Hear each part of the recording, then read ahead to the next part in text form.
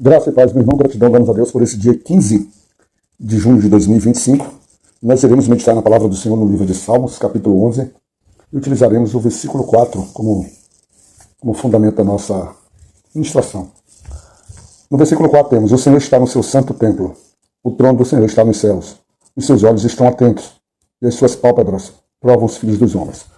Temos aqui nesses Salmos que o salmista traz a certeza de Deus, estando lá no seu santo templo, que é na sua casa, na sua morada, que é localizada para ele nos céus.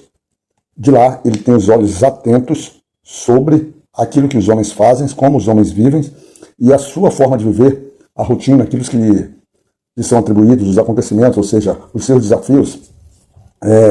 O salmista traz como provações, né, para os filhos dos homens. E quando a gente fala filhos dos homens aqui, a gente está falando de uma forma geral, né?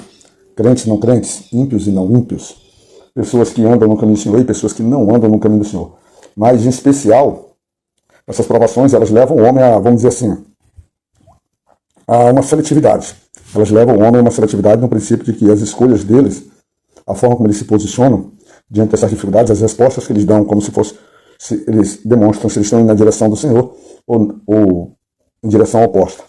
Nós vemos isso muito claramente quando o ser humano ele se põe em ministrações, né? Ele se põe em ministrações que eu falo principalmente em orações, quando alguém resolve orar por alguma causa intercedendo pela vida de outras pessoas. Certas vezes, ou muitas vezes, as nossas orações elas acabam não sendo ouvidas.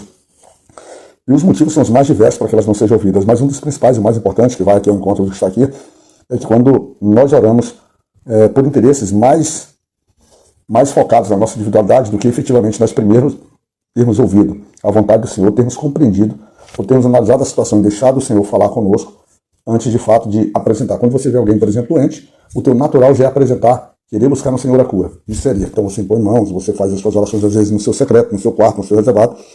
Então essa é uma característica.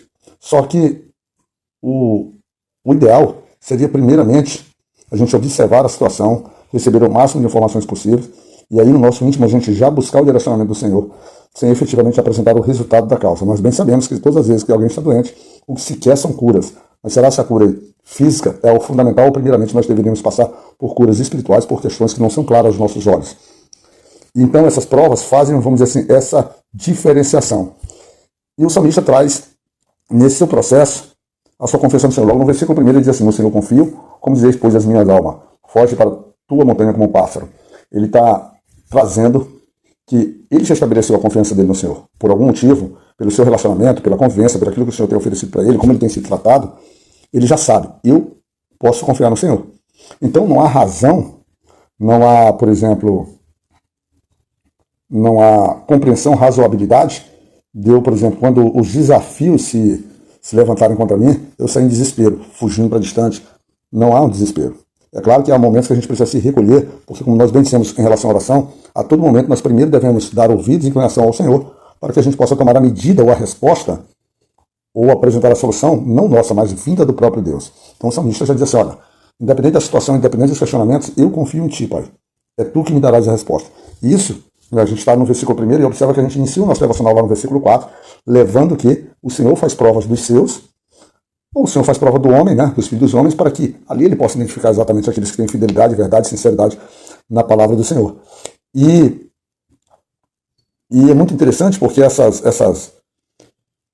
esses ataques do inimigo, essas questões, essas, vamos dizer assim, esses abismos, essas obscuridades que a nossa vida às vezes vai se deparando, o salmista está dizendo: estou preparado para isso porque eu estou fundamentado, eu estou, vamos dizer assim, alicerçado no Senhor. E ele diz, por exemplo, lá no versículo 5, ele diz assim: o Senhor prova o justo, mas a sua alma aborrece o ímpio, e o que ama a violência. O justo está sob os cuidados de Deus, o ímpio está sob os seus próprios cuidados. O ímpio, na verdade, como nós já vimos em um outro devocional, por exemplo, lá no capítulo 10 de ontem, lá no versículo 6 ele diz assim, que o ímpio diz em seu coração: não serei abalado porque nunca me verei na adversidade. O ímpio não consegue se ver na adversidade porque ele acha que ele sempre terá a vitória no meio de todo esse processo. Ele vive completamente alheio à existência de um Deus e na confiança desse Deus. E aí, muito claramente, a gente verá que, conforme está dito no versículo 6, sobre os ímpios fará chover laços, fogo, enxofre e vento tempestuoso. eis a porção do seu copo. É bem verdade que a gente precisa parar e não visualizar isso e dizer, então quer dizer que o ímpio vai ter uma vida sempre muito difícil aqui. Não, o ímpio, ele possa ser que ele tenha uma vida terrena com grande dificuldade. Primeira coisa que ele anda é sobressaltado no seu coração. Acho que é uma das principais características. O ímpio, ele não tem paz. O ímpio não tem paz no seu coração.